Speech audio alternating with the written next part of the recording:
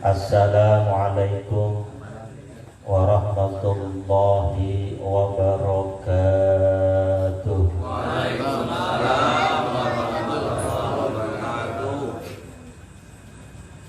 Alhamdulillah, alhamdulillahilladzi hadana lihadza wa ma kunna linahtadiya laula an hadana Allah.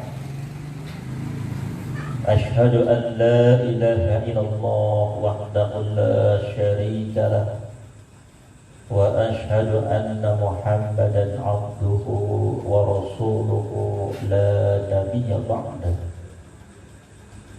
Allahumma salli wa sallim wa barik ala sayyidina Muhammadin sayyidil awwalin wal akhirin wa ala alihi wa sahbihi ajma'in. Amma ba'du. Faqad qala Allah ta'ala fil Qur'anil Karim wa huwa asdaqul qailin. A'udzu billahi minasy syaithanir rajim.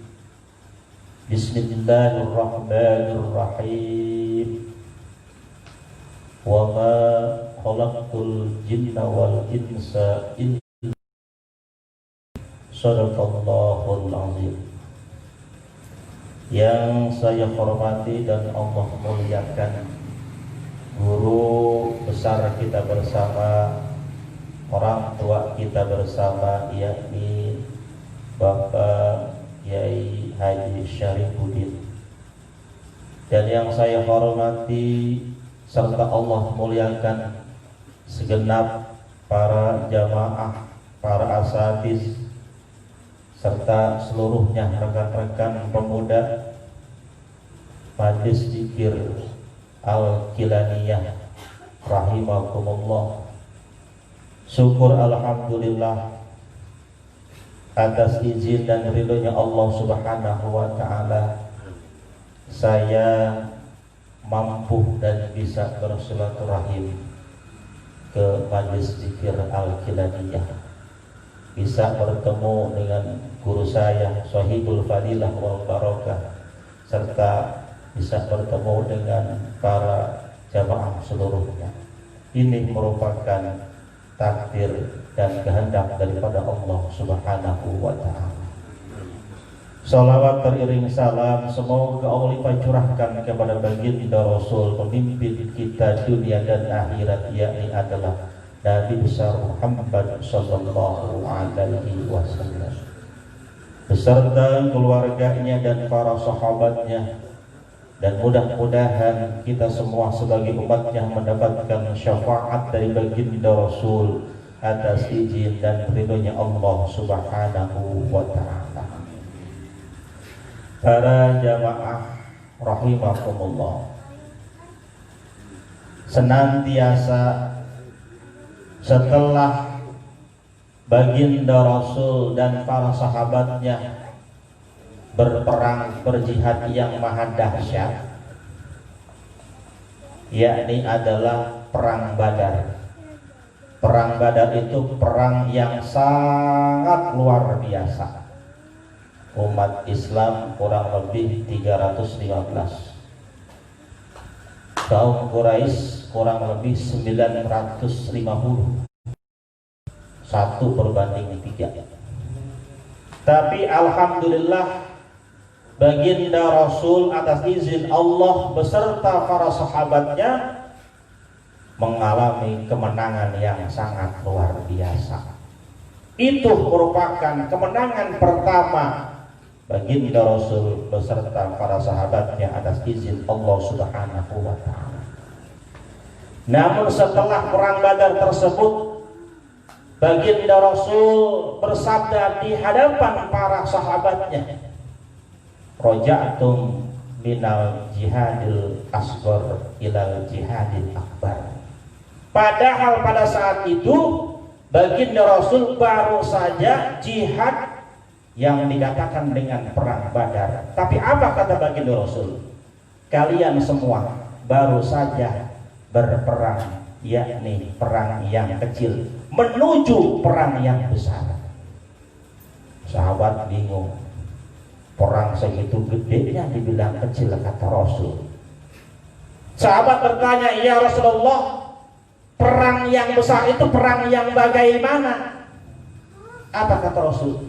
Jihadun nafsi, perang yang besar yang adalah jihad melawan hawa nafsu. Bulan kemarin kita puasa apa? Alhamdulillah. Kita berpuasa merupakan ketaatan kita kepada Allah Subhanahu wa taala, berpuasa Ramadan. Dan hakikat puasa Ramadan adalah senantiasa kita mampu menekan hawa nafsu kita. Betul apa betul? Sebab yang namanya nafsu tinggal dimanapun ya nafsu. Tinggal di orang tua yang udah 95 tahun melihat perawan meresep, betul apa betul? Apalagi anak muda melihat Ayu Ting Ting, resepnya bukan kepala. Yang namanya nafsu hinggap di manusia bisa menjadi mulia, bahkan melebihi para malaikat sekalipun.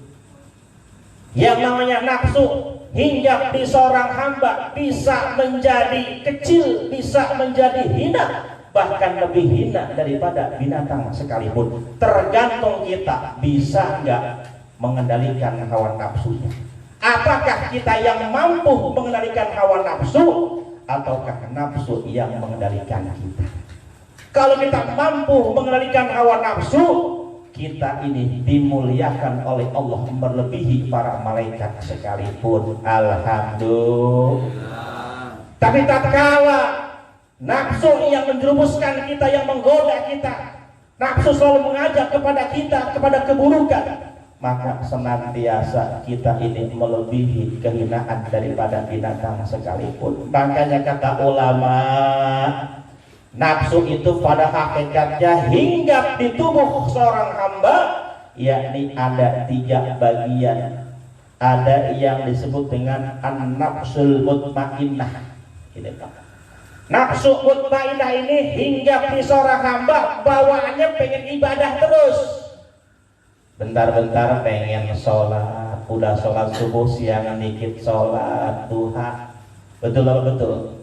Pengen zikir, termasuk jamaah hadir ke sini ke majlis zikir Al-Kilaniyah, ini merupakan bawaan nafsu al-mutmainnah, senantiasa mendorong kepada orang tersebut untuk berbuat baik dan beramal soleh, istiqomah dalam beriman dan bertakwa kepada Allah Subhanahu wa ta'ala. Lalu yang kedua ada nafsu lawamah. Ini orang tersebut ibadah sholat jalan, ibadah maksiat jalan, titik. Entar sholat, entar berbuat maksiat, entar zikir, entar berbuat maksiat. Ini titik. Masih mendingan dah, masih mendingan. Betul? Mudah-mudahan lambat laun dia menjadi seorang hamba yang istiqomah, yang nempel pada dirinya, yakni adalah an-nafsul mutmainnah. Tapi yang paling celaka kata ulama, yakni nafsu ammaratu bisu, nafsu pengennya berbuat kemaksiatan terus, jauh kepengen untuk ibadah mah, jauh pengen melangkah kaki untuk berzikir, jauh melangkahkan kakinya untuk ke masjid, ke mushola, untuk beribadah kepada Allah, jauh daripada keimanan dan ketakwaan kepada Allah Subhanahu wa ta'ala. Nafsu yang nempel pada dirinya, nafsu ammaratu bisu, selalu mengajak kepada kejelekan. Udah hadir di sini tidak sampai mengalami nempel pada dirinya nafsu yang begitu jelek. Bapak dan Ibu rahimakumullah yang dirahmati oleh Allah Subhanahu wa ta'ala. Lalu bagaimana caranya agar kita senantiasa istiqomah nempel pada jiwa kita, yakni adalah nafsu mutmainnah. Yang pertama kata ulama juga mengatakan, contoh Umar bin Khattab kalau pengen istiqomah dalam beribadah kepada Allah, beriman kepada Allah, kurangi makan, kurangi tidur. Pak, Umar bin Khattab makannya 1 hari 1 malam ini 9 bahkan 7 suapan. Bukan suapan begini. Ini mah 3 kali suapan ini kenyang. Suapannya suapan kecil-kecil mencontoh baginda Rasul. Bahkan 7 suapan. Kenapa? Makannya sedikit, insya Allah ketaatannya, ibadahnya akan terjamin.